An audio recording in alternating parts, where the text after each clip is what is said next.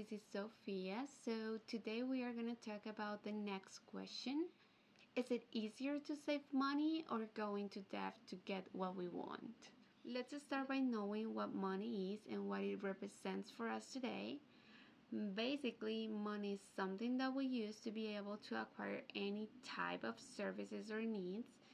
It works as a method of exchange. That means we give money to the person who is going to give us any of the things that I mentioned above. Let's remember that despite the fact that we now use money as a method of exchange, many years ago people used to only do the so-called barters, which consist of exchanging, for example, rice for potatoes, sugar for gasoline, sewing for cooking, among other things.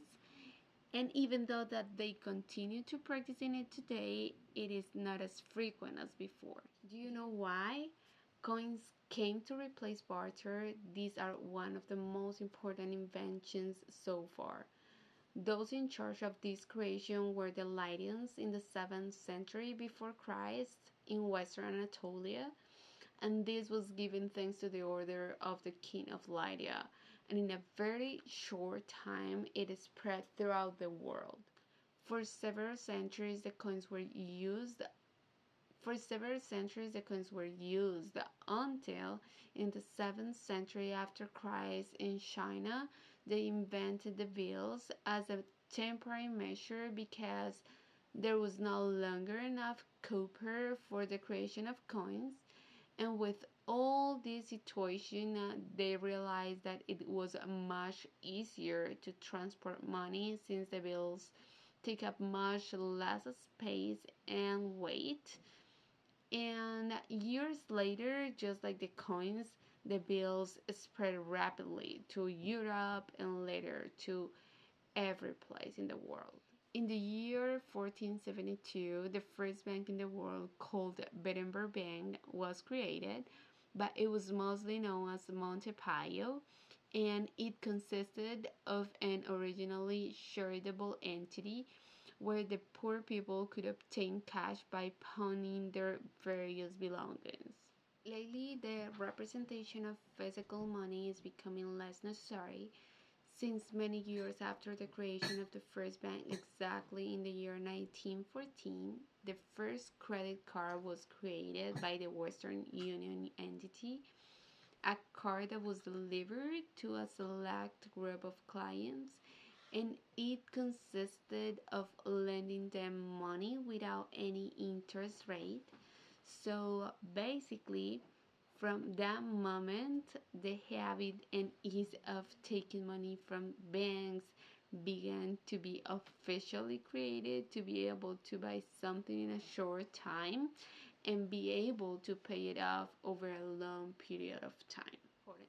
Before continuing, it is important to know that interest rates did not always exist, but they were invented even before banks offered credit by the Babylonian king Hammurabi between 1792 and 1759 before Christ, with the purpose of minimizing the number of people who submitted to slavery for their debts. Okay, so going back to the topic, over the years, more banks were implementing the service and it was becoming easier for people to acquire them.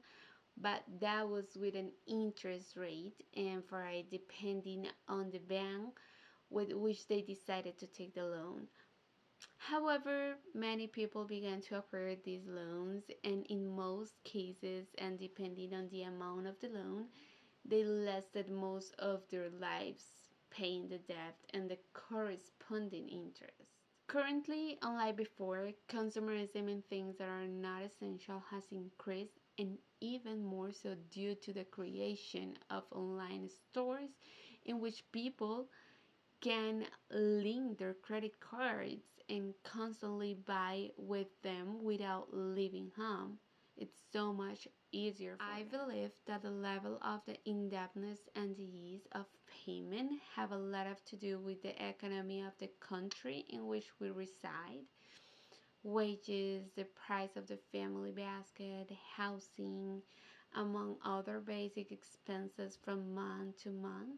In my personal case, a few years ago, I used to earn 1 million pesos a month at work, which I used to pay 100,000 pesos for sure rent with my partner, 300,000 pesos for the monthly groceries, 100,000 pesos for public transportation, and the 100,000 that was left, I used to save it, or I used to use it to pay for unforeseen events. Unfortunately, that is the situation of many people in the country, and for this reason, they find it completely impossible to generate savings to buy a car, a house, a motorcycle, a cell phone, any appliance, and they even have no opportunity to pay any type of professional career to aspire to a job with better conditions and better salary. Now that I live in the US, the situation has been completely different since with what I earn in a week, I can cover all the payments what I have to make in the whole month, and the other 3 weeks of the work month I can save money for my personal expenses. Clearly, the economy is very different and the purchasing power is much higher. However, people here continue to use credit cards to pay for most of their purchases, but unlike Colombia, people here have greater debt capacity. One way of knowing our indebtedness capacity is the following, according to the BBVA bank. It is necessary to calculate the monthly income, subtract the fixed expenses, and multiply the result by 0.35 or 0.40 depending on the country in which you live, but it is not advisable to exceed the 35% or 40% of the monthly income to cover financial obligations. However, I personally like to implement the following rule.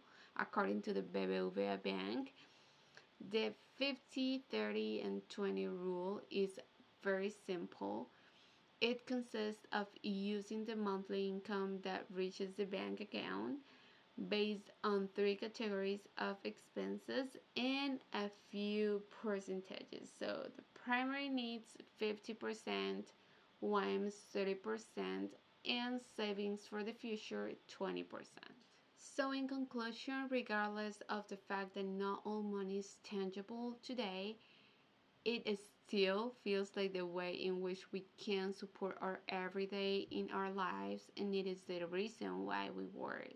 Therefore, regardless of any decision we take, is the one that will determine how our financial life will be for many years and occasionally throughout our life. It is important not to fall into vicious circles or constantly live in stress due to little knowledge about good financial intelligence. That's all. Thank you so much for watching my video. I hope to hear from you about what's your point of view about the question, and I hope you have a wonderful day. Bye bye.